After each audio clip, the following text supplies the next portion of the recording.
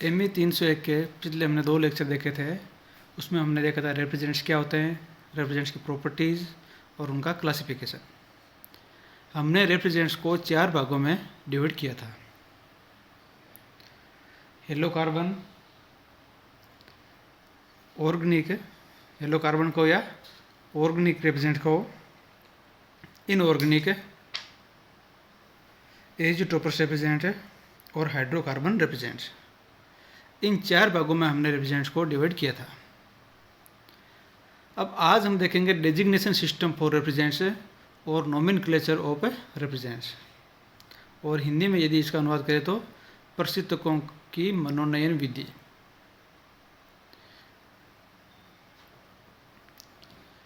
तो रिप्रेजेंट्स को यदि नामकरण करना हो हमें, तो represents are internationally design as are followed by certain number such as R11, R12, R7 to 9।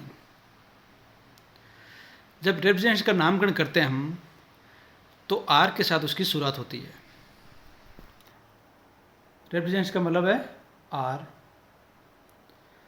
उसके बाद वो 2 और 3 डिजिट से फॉलो होता है, 2, 3 या 4 डिजिट से वो फॉलो होता है, जो उसका स्पेसिफिकली उस रिप्रेजेंट्स को शो करते हैं कि वो कौन सा रिप्रेजेंट है। आर हमेशा यहाँ पे आएगा क्योंकि आर बताता है रिप्रेजेंट्स को। उसके बाद वो 2, 3, 4 अलग डिजिट से फॉलो हो सकता है, जो पर्टिकुलरली उस रिप्रेजेंट के बारे में बताएंगे। अब यदि हम इसके नामकरण की बात करें, तो यदि हेलो कार्बन है या हाइड्रोकार्बन है, उसके नामकरण की यदि हम बात करें तो 2 अलग अलग मेथड है। यदि सेचुरेटेड हाइड्रोकार्बन है तो उसका अलग तरीका है नामकरण का, और यदि अनसेचुरेटेड हाइड्रोकार्बन है तो उसके नामकरण का अलग तरीका है। तो पहले यदि हम सेचुरेटेड हाइड्रोकार्बन की बात करें, सेचुरेटेड हाइड्रोकार्बन का मतलब है N + P + Q = 2M + 2।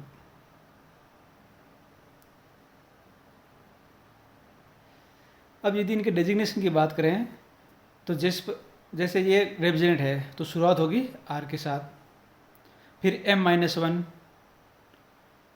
Carbon के एटम -1, फिर N+1 हाइड्रोजन एटम +1 और P, मतलब फ्लोरीन के कितने एटम हैं। फॉर एग्जांपल यदि हम CCl3F की बात करें तो R की जगह R आ जाएगा। अब यहाँ पे कार्बन का एक एटम है, कार्बन का एक एटम है, इसका मतलब है कि M बराबर हो गया 1। M-1 करेंगे तो हो जाएगा 0।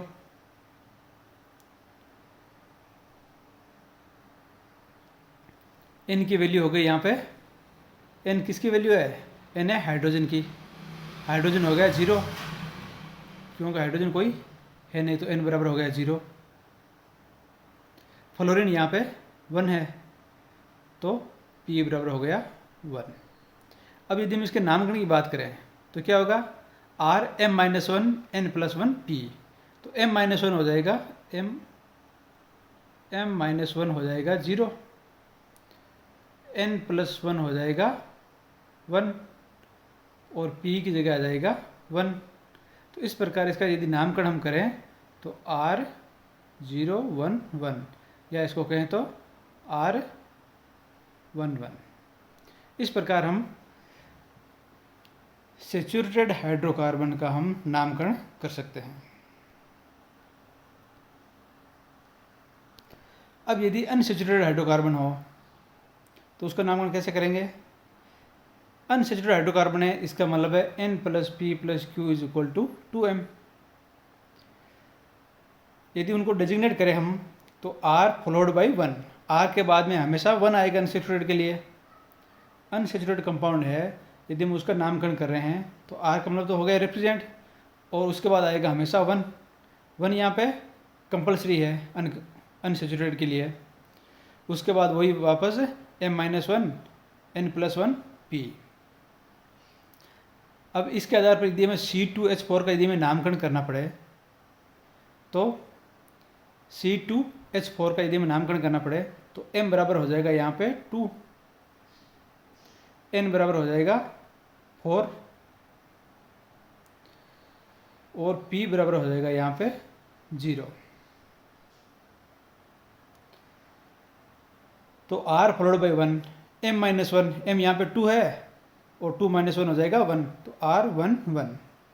n बराबर यहाँ पे 4 है, n प्लस 1 करेंगे तो 4 प्लस 1 5 हो जाएंगे, तो 5 हो जाएंगे, और p की वैल्यू यहाँ पे 0 है।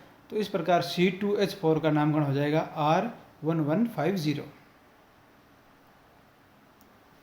ये अनसैचुरेटेड हाइड्रोकार्बन है, यदि रिप्रेजेंट है उसका नामकरण करना है तो यह विधि है।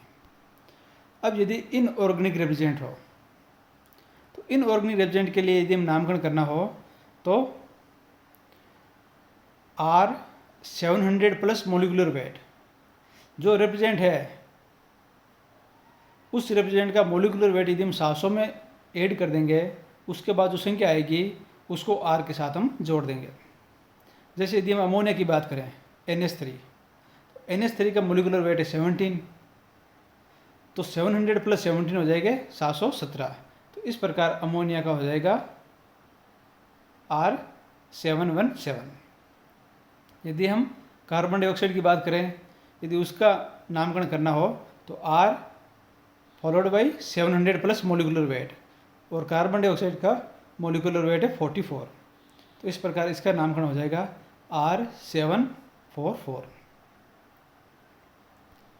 अब इनऑर्गेनिक के बाद में यदि हम देखेंगे, यदि रिप्रेजेंट है एजियोट्रोप्स है, यदि एजियोट्रोप्स रिप्रेजेंट है उनका यदि हमें नामकरण करना हो तो हमें पता है कि एजियोट्रोप्स होते हैं वो मिक्सर होते हैं दो अलग अलग रिप्रेजेंट का।